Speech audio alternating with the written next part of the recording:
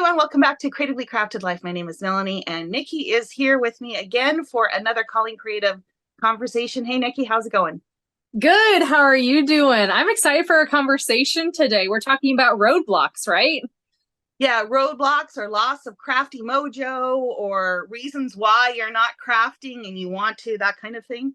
So I'm Yeah. looking forward to it too, because I'm not quite in that state right now, but I'm kind of in an in-between, where I'm doing a little bit of crafting, but not as productive as I would like to be. And so I'm hoping maybe our conversation will trigger some new inspiration for me to get back in that space and get some scrapbooking done. Yeah, I think this is actually pretty timely for me as well, because I have found that I'm procrastinating. I've got a YouTube channel, so it's keeping me accountable to actually get stuff done. But before, when I was like 2 months ahead, now I'm like, the next day is the video. I better video edit it and get it uploaded, right? Like, Yeah, I've been there. I actually ended up scaling back some of my videos because of that, just because I couldn't keep up with it. So I hear you. Okay, but that's probably not a concern for many of our viewers who aren't content creators, but we'll definitely talk about it because it does play a role in our lives as to especially how creative we are. Speaking of which, I think what we're going to talk about on today's conversation is what our past experience has been, what our current experience has been when we have hit roadblocks or when we've experienced the loss of inspiration or crafty mojo, whatever you want to call it. And then what are we going to cover on Wednesday on your video? So on Wednesday, we'll talk about how to kind of get over that and what some tips and tricks are, because we need those tricks, right? Like, we can talk about how we're on a freeze kind of, but then we need to be able to get over it too. We've got all the supplies. We've been spending the money. We should probably use the stuff. Definitely, definitely a good focus on using what we have, because if you're like me, stuff is going to continue to come into this space and we need to make sure some of it is being used so we have space for that. So I was thinking a little bit about in the past how often I've experienced this kind of like a roadblock or just a loss of inspiration when it comes to crafting. And it doesn't happen very often, which I'm very thankful for, but I know I have at least 3 times in my life where I've had some very serious breaks in crafting. So I thought maybe we'd start there and then see if you've ever had a circumstance similar. And of course, you can always pipe in with your unique experiences. And of course, those of you that are watching, we'd love to hear of some of the circumstances you've encountered. And then be sure to head over to Nikki's channel on Wednesday and tell us how you got out of your little funk. So the first one that I had was where I was in a circumstance or a situation where I didn't have access to supplies. So I went and lived in Australia for a year. And this was back in 2000, and I was backpacking. So I didn't have a lot of space to bring something with me. And so for a whole year, I did not have any crafting supplies with me at all. And that was challenging. It was challenging for sure. I mean, there was definite moments where I was less active, and that's really where I felt, the missing ability to create. So that was one of the circumstances. Have you ever had that where you've been maybe in between moves or something like that, where your supplies were packed up and you weren't able to craft? Yeah, so I started scrapbooking back in college and just doing art in general. So, I mean, I knitted and crocheted and scrapbooked and jewelry making, like just a big boom of creativity during that time, because I would have these downtimes where I just was able to, like, my schoolwork wasn't as difficult at that point. But then we moved to Kansas City and it definitely stopped. Like, I stopped being creative because I was learning a new place and we had just moved. I had a crafty area, which is called a crave in my world, a crafty cave from my I love it. husband. But that was the dump area where all of the mail went in there, and then at that one point my dog got into my supplies and ripped all my paper up, so Oh I've been no. there. Yeah. So I'm sure other people have experienced that, or they, especially if you're like a snowbird from Canada, you head down to the south for the winter months, and you don't pack your craft room with you. So what do you do in those circumstances? So that's something I want to talk about on Wednesday for sure, is how do you plan, or can you plan for those types of situations where you're going to be gone for extended periods of time, or not have access to your supplies, and how do you still be crafty and get that satisfaction from being creative in those circumstances? So that was the first one. So then the second one was actually in 2010. Very specific. I did not scrapbook for the entire year. I did Wow. not. I didn't do any scrapbooking at all. Like literally not at all. I didn't even make base pages. I didn't do anything. And it's really interesting now that I look back, and I mean, it did take me a while to get out of this funk, but at that time, I was scrapbooking chronologically, and I had hit a year that was the next project to scrap. That was a difficult year, so it was a very hard year emotionally, and so my perspective on those photos, because of course now it's been a couple years since they happened, I'm always a couple years behind. we're still quite raw, and so to hit that point and to have to scrapbook this, it just wasn't happening. I was not in that place to be able to do so, and I didn't realize that that was the issue at the time. I was just like, oh, I got a scrapbook, 2004 or whatever year. Oh, yeah, it was 2004. I got a scrap 2004. I just don't want to do it. Like I'm just not feeling inspired, but I didn't understand why that was until after a year of not scrapbooking and me going finally like, what the heck? You have all this stuff. You have a dedicated room. You need to go in there and use it. Why aren't you using it? Mm-hmm. And so I think others will have that circumstance, where you've had a difficult period of time and you don't want to necessarily scrapbook that, or you don't know how to scrapbook it. And so you kind of stall in your process. Yep, and I've had that as well. Scrapbooking is very emotional. We are looking back at memories and trying to put them on the page so we can look at it. So when you hit a hard time in your life, it's like, how do you get over that, right? So my story is, I took that really long break after college and didn't start scrapbooking again until my first son was born in March of 2019. And then I was in the hospital for 6 months, and a local scrapbook store in Florida was going out of business. So I picked up some scrapbooking supplies. I was like, you know what? I can make a baby book, right? That's easy.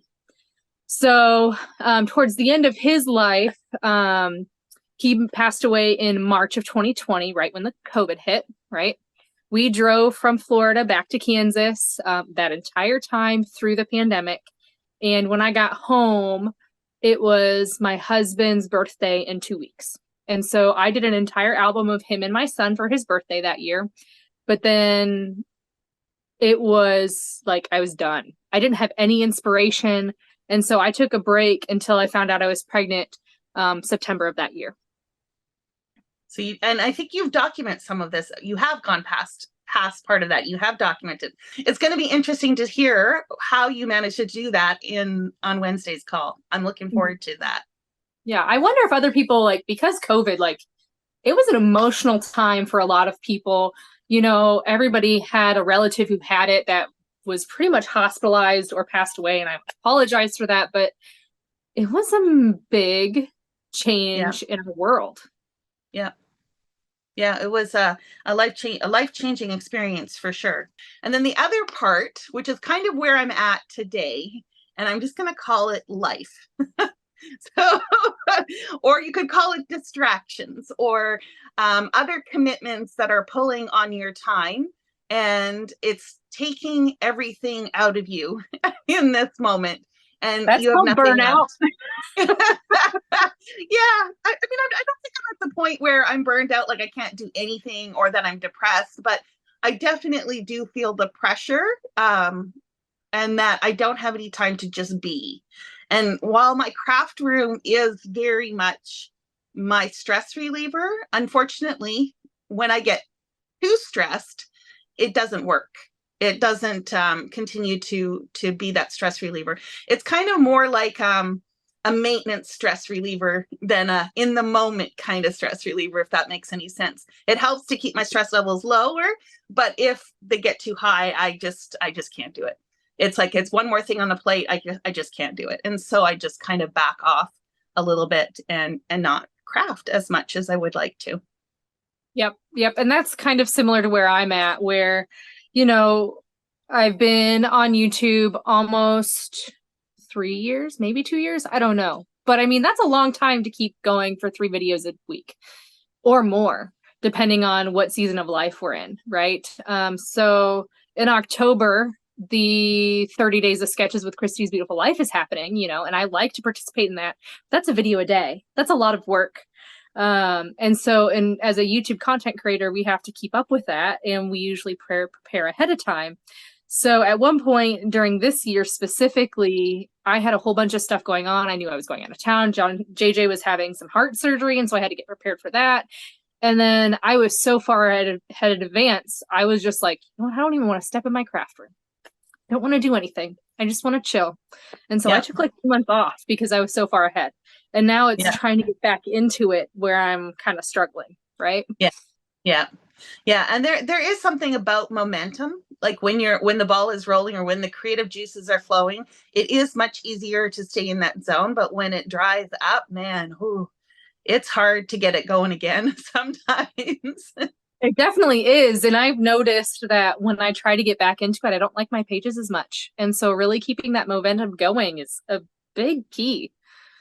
So we'll definitely have to talk about that on Wednesday, or what are ways to keep the ball at least rolling a little bit, even if not on a full blown down the hill, full forward ahead or full steam ahead kind of situation. Mm-hmm. Definitely. So if anybody else is experiencing, I mean, I think you hit the nail on the head for your 3 times, life events where you don't have access, life events emotionally, like just stall. And then when you kind of get burned out. Yeah. You're just done with it. And then there's some sub topics within each of those, like just the whole concept of being overwhelmed is another very common situation that people experience. And it actually acts almost like a paralysis, right? Where it paralyzes people. And this can be overwhelmed from too much supplies, an overwhelming amount of product to use. It could be too much input. So too many YouTube videos. Of course, we don't, we're not encouraging you to stop watching our Instagram photos, Facebook posts. It's not just YouTube. I mean, it's coming from everywhere, right? Right. I think another thing is like self-comparison. So you comparing your work to somebody else's. This is a hobby for ourselves. It's not something to compare, but as humans, we just kind of do that, right? Yeah. Or just even not necessarily understanding that what you like visually from what someone else has done, it may not be your style. Like, see, learning to appreciate other people's work without necessarily taking it on yourself. Because I've done that in the past where I've experimented and I'm like, oh, I just love this look. And then I try it and it's just so hard because it's not something that's natural for me, right? And so then it sucks the joy out of it. And then I get angry at myself. Well, why can't I? It looks so good. I love that, And it comes back to that comparison thing. That's good. I can appreciate it for what it is for them, but for myself, I need to work with what my style is and what I feel comfortable doing. Mm-hmm. Yeah, and mixed media is definitely that for me. I like it. I like it on other people's pages, but when I do it, I'm not a huge fan. And that's what people like to see on YouTube. So I really try, and I'm working on it. But man, I like my pages better when it's just embellishments. Yeah, it's definitely challenging, and especially like you mentioned before, with us being content creators, we have a little bit of an added pressure of trying to find or trying to present things in a way that are appealing to the audience, right? To hopefully, inspire them to some extent. Yep. Yeah, and so along that overwhelm too, other things I wanted to mention, things like too many projects, too many photos, just everything is just too much. And so we can have a discussion on Wednesday maybe about how to deal with some of those areas that are feeling too overwhelming, just to, get you past all the things. Okay, and then the last one I wanted to just talk about was just the possibility of actually the opposite of being overwhelmed, where you're just uninspired, right? Where everything feels the same. You know, I've had this in the past where I've been making scrapbook pages and they just feel like I'm doing the same thing over and over again. And I'm just going through the motions to scrapbook, and that I've lost the creative spark in, or creative joy even in making those pages. And for some people, um, scrapbooking in particular is all about documenting the photos. It's not necessarily about the creative process, which is great. You know, if you can do that and you can do it simply and efficiently, go for it. For me, it's more about the creative process than the story or even the documenting. And part of that stems from the fact that I'm a single person with no kids. I have no expectations that anybody is going to keep my books or look at my books once I've passed. And so to me, it's all about in the moment, me reliving the memories, documenting them for myself, but also the biggest part is the creative process. Mm-hmm. Yeah. And what's so funny, it's not even the creative process for me, it's the end product. I have to like my page at the end. Okay. So what have you ever had circumstances where you haven't liked it and actually ditched it, or have you still kept them? I've kept them and come back and redone them. Okay. And by redoing them, you just take the page apart and start over from scratch, or do you just take certain things off and kind of rejig it? A little bit of both. A lot of the times I'll just reprint the photos and start over again because whatever I saw I didn't like, and it's usually the whole thing that I don't like. Okay. Okay. I have that with my very first album that I made way back in, now I'm going to date myself, way back in 1992. You don't want to know my birthday. You were born in 1992. Oh yeah. Yeah. You're welcome. Yeah. Yes. Yes, Nikki, I could be your mother. Okay. But there's a few of us older ones out there, long-term scrapbookers. And you know what it was like back in 1992, right? It was, you cut your pictures into shapes, you had a little bit of colored cardstock, and just some very simple stickers and embellishments. And I look at them, and there's a part of me that appreciates it for what it is, because it tells a story in and of itself. That's what was available. And I remember the joy, like how happy I was when I was making these pages. This was this was the thing. Like I knew right then and there that this was going to be my hobby. And I was a university student. I had no money. I literally bought a 25 pack of 8.5 by 11 cardstock that had like 2 sheets of each color, kind of situation, maybe an extra black or something like that to make the math work. And a set of stencils that had stars and hearts and circles and ovals. And that was it. That's all I had, literally. And it gave me so much joy. But now we've got all this stuff, and it makes me sad to say that there's times where I feel like, I'm uninspired, which is kind of crazy if you think about it. Mm-hmm. Yeah, especially because when you were, a university student, you had such limited supplies, and now look at us now, we have so many. Because I was the same way. My stuff could fit in an Irish bin, and that's all I had, right? And it's interesting that we both started in college, right? So Yeah. we need to figure out a way to get those college people to start working on their scrapbook, because people my age, they have kids and they don't have time, and I make time for this hobby. Right. The Right. marketing geniuses need to come out and figure out how we can get the younger people involved. Yeah. It's hobbies in general, we're going to go off topic here a little bit, but hobbies in general are very interesting.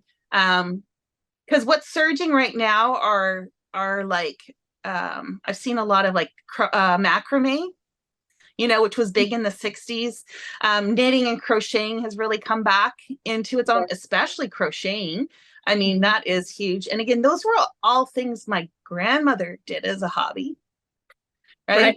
Which is so interesting. So I suspect we're in that stage now where it'll be our grandkids that will be the scrapbookers, because they will have gone through a whole generation where their parents didn't document.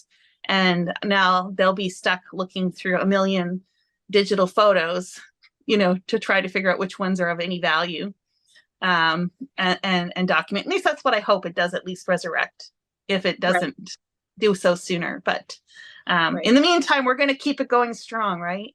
Absolutely. And I was joking with my sister the other day, and I was like, when my son has those projects for middle school where they have to tell about his life, he can just take the 7, 8, 9 favorite scrapbooks he's got for his 6th grade project. And here we go. Can be show and tell. There you go. He'll need a little wagon because do you use scrapbook in 12 by 12, right? Yeah. So he'll need a little wagon to pull him into the classroom. That's funny. Maybe I need to start doing 8 by 8 with something like that in the future. A little bit more manageable for his little hands. Hey. That's awesome. Did you have any other reasons why or roadblocks that you've experienced? No, I really think you nailed it on the head. Those 3 major things. And I'm excited to talk about it next week. We can figure out how to get over it, right? Like, we need to figure out how to do it. As I mentioned before, the rest of this conversation is going to happen over on Nikki's channel. So it's Nikki's Scrapbooking Adventures, and I will leave a link below. That is coming out on Wednesday. And of course, we want to hear from you. Leave a comment below what your roadblocks or funks or, reasons why you're not crafting below. And be sure to check out Nikki's on Wednesday and comment there with your tips and tricks for getting past these situations. I think that's it. Until next time, happy crafting.